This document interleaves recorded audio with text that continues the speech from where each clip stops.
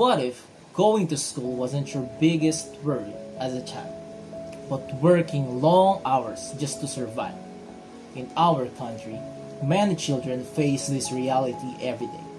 Child labor is not just a social issue, it's a moral one that makes us question what is right, fair, and just. In this crash course, we'll break down child labor in the Philippines using simple ideas from ethical theories like utilitarianism, care ethics, virtue ethics, and other related theories.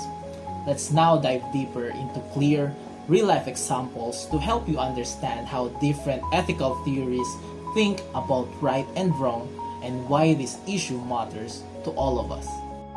But what if we look at the lens of utilitarianism, a theory that asks a simple question: what action creates the greatest good for the greatest number?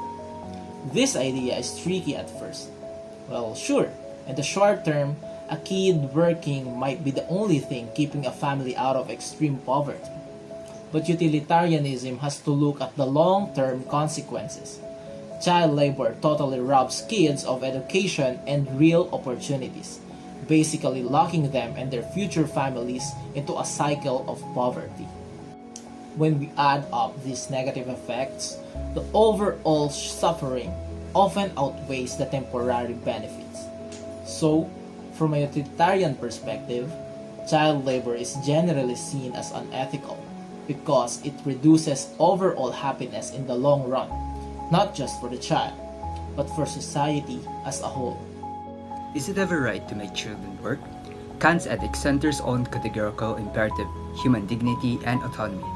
Children are young, innocent, and developing, whose future capacity for more choices must be protected.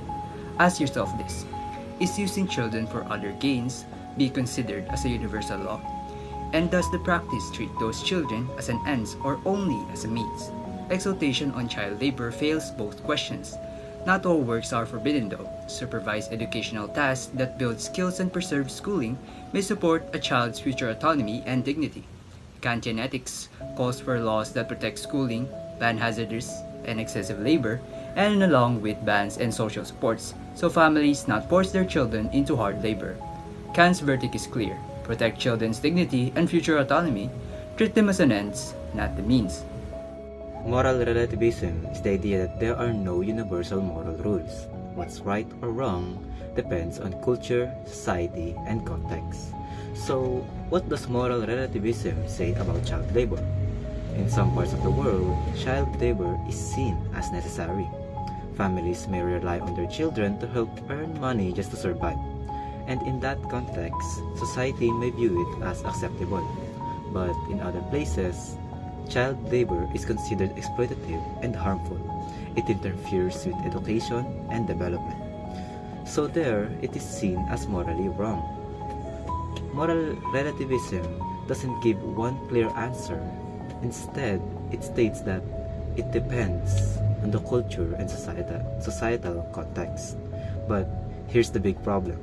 If we follow moral relativism strictly, it becomes hard to criticize harmful practices, even if they cause real suffering to those who are affected. So, is child labor right or wrong? According to moral relativism, it depends, and that is its both strength and its biggest weakness. Virtue ethics focuses on a person's character rather than just rules or consequences. It asks the question, what kind of person should I be? Instead of simply following laws, it emphasizes developing good moral traits or virtues, such as compassion, honesty, and courage. In the context of child labor, a virtuous person would not ignore the suffering of children forced to work in unsafe or unfair conditions. Someone who practices compassion would recognize the harm being done and feel a responsibility to help. A person with integrity would refuse to support businesses that exploit children, even if it means paying more for ethical products. Virtue ethics also remind us that society as a whole should cultivate these values. If communities and leaders prioritize kindness and justice, child labor would be seen as unacceptable, not just illegal. In short, virtue ethics teaches us that ending child labor starts with becoming better individuals. people who genuinely care and choose to do what is morally right. So let's talk about child labor from the perspective of care ethics. This theory, introduced by Carol Gilligan, focuses on empathy, relationships, and taking care of others, especially those who are vulnerable. Instead of asking, is this right or wrong based on rules? Care ethics asks, are we actually caring for the people involved? Now, when we apply that to child labor, it becomes pretty clear that most forms of child labor are not okay. Why?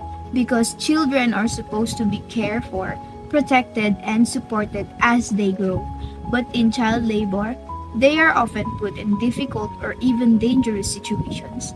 Instead of being nurtured, they're being forced to take on responsibilities too early.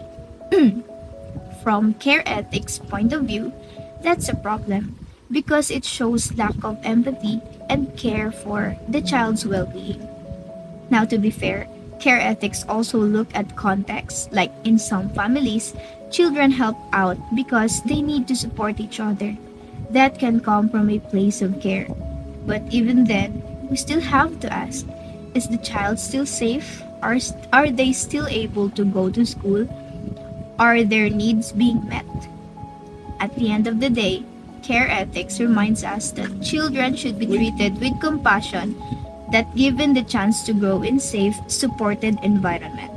And if that's not happening, then something isn't right.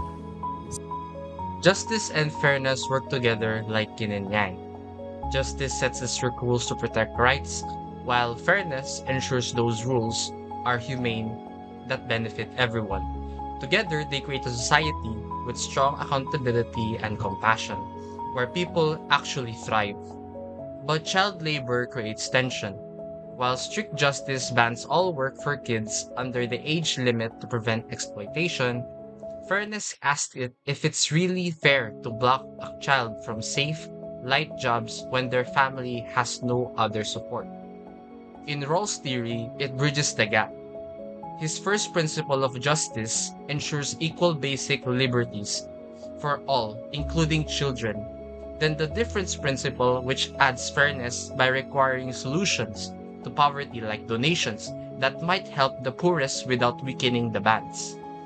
But in the end, the theory views child labor as unjust but supports compassionate, humane solutions to resolve the tension, creating fairness without harming anyone. From a basic rights perspective, the focus is not on the outcome or intention, but on whether a person's fundamental rights are respected. Right-based ethics states that every individual has inherent rights that must be protected.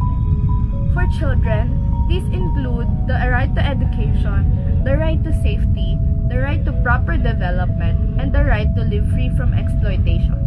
In the context of child labor, this becomes an ethical issue when work interferes with these rights. Many children are placed in situations where they are unable to attend school, are exposed to unsafe working conditions, or are forced to work for long hours. These situations limit their growth and future opportunities. Under this ethical framework, child labor is considered morally wrong when it violates these basic rights, regardless of the economic benefit it may provide to the family. The dignity of the child must always be protected, and they should not be treated merely as means to support others. Ultimately, basic rights ethics emphasizes that protecting children's rights is a moral obligation of society. Every child deserves safety, education, and the chance to fully develop. As we have learned from the topic, child labor in the Philippines can be understood in many different ways depending on the ethical lens we use.